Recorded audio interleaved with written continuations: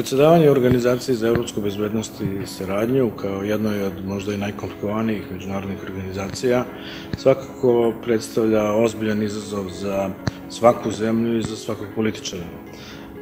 Bilo je važno da se Srbija predstavi u jednom drugačijem svetlu, odnosno da bude zemlja koja će voditi jednu organizaciju, a ne tema za razgovore i raspravu toj organizaciji. U tom smislu svakako da je obavljanje ove funkcije uticalo i na ozbiljnost i na posvećenost ovom poslu koji sam obavljao tokom ove godine.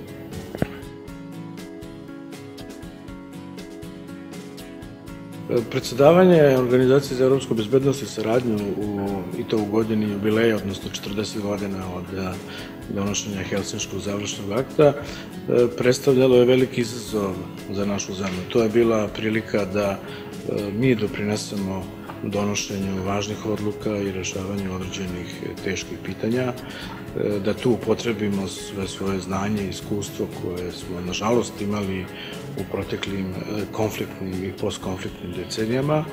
To je bila i prilika da pokažemo da li smo dorasli zadatku upravljanja ovako složenom organizacijom koja funkcioniše po principu konsenzusa i naravno to je bila prilika da potvrdimo i još više učvrstimo reputaciju jednog kredibilnog, kompetentnog, predvidivog partnera.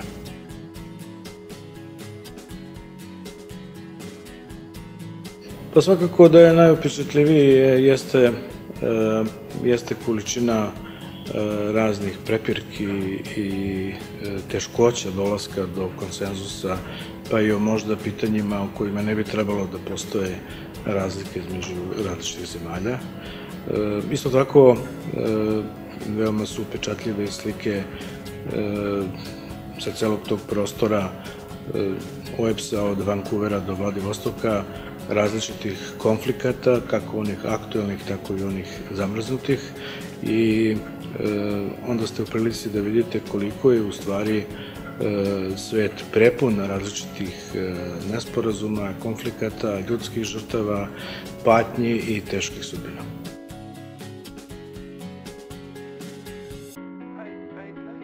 I pored svih tih problema koji postoje u ovako složenoj organizaciji kao što je OEBS,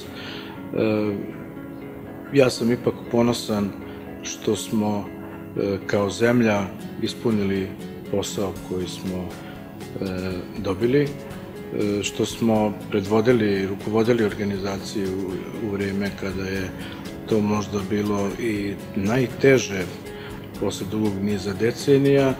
Podsjetit ću da posle Helsinkija najveća kriza je bila na prostoru bivše Jugoslavije, a upravo ova godina je označavana i kao možda jedna od najtežih. Ponosan sam na sve konsenzuse koje smo postigli i dogovorili unutar OEBS-a, to je bilo veoma teško. Ponosan sam i na uključivanje mladih u procese traženja rešenja za probleme kao što je to terorizam. Ponosan sam naime što je Srbija uspela da organizuje i ministarski savet OEBS-a na jednom veoma visokom nivou uz 6 puta manje potrošenih sredstava nego što je to, na primjer, učinila Švajcarska. Siguran sam takođe da će i taj događaj ostati dugo u sećanju i u pamćenju učesnika ministarskog saveta. Žalim što nisam stigao da obiđem sve misije OEBS-a na terenu, jednostavno nije bilo moguće uklopiti sve termine i tu nije krivica na mojoj strani.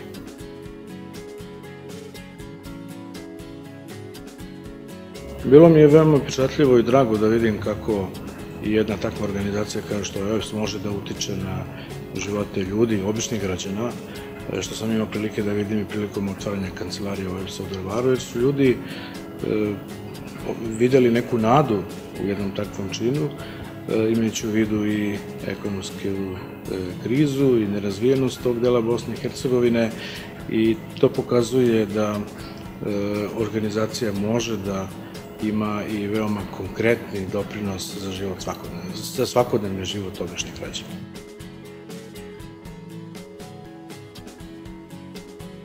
Preporuka za narednog predsedavajućeg, mog dragog prijatelja Frank-Waltera Steinmeiera, jeste da mora da se rukovodi jednom starom devizom